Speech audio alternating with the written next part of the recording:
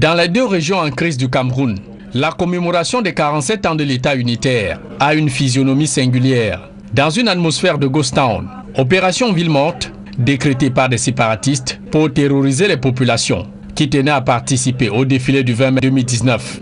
À Bamenda, chef-lieu de la région du Nord-Ouest, le gouverneur Adolphe Lélé Lafrique, pour des raisons de sécurité maximale, fait la revue des troupes à bord d'un blindé de l'armée sur une comèche à l'avenue, quadrillé au millimètre près par des hommes en tenue prêts à dégainer.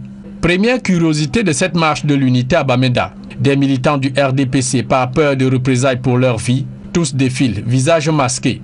Différents corps de nos forces de défense et de sécurité, à pied et motorisés, accomplissent leur devoir patriotique dans la grande ferveur, tout comme quelques écoles primaires, établissements du secondaire et du supérieur, portent l'essentiel du défilé civil au milieu d'une ville fantôme. La mobilisation de ce jour, c'est la preuve de l'attachement du Nord-Ouest à la diversité, au multiculturalisme, au bilinguisme et l'unité de notre nation à travers son drapeau.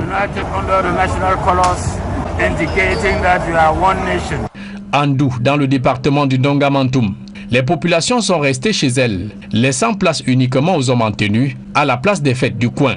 À l'opposé de Ndou, Nkambé, le chef-lieu de ce département, a fait une démonstration de force au défilé militaire civil avec juste deux partis politiques, le FNSC de Issa Chiroma Bakari et le RDPC de Paul Biya, qui appellent les parents à renvoyer leurs enfants sur le chemin de l'école dès septembre prochain.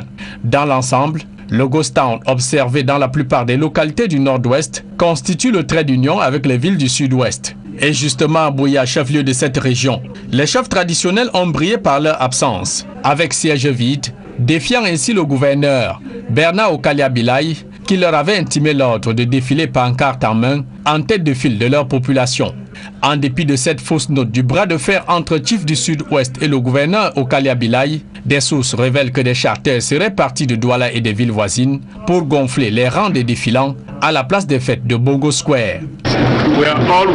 Nous sommes tous témoins que le défilé s'est bien déroulé sans le moindre incident.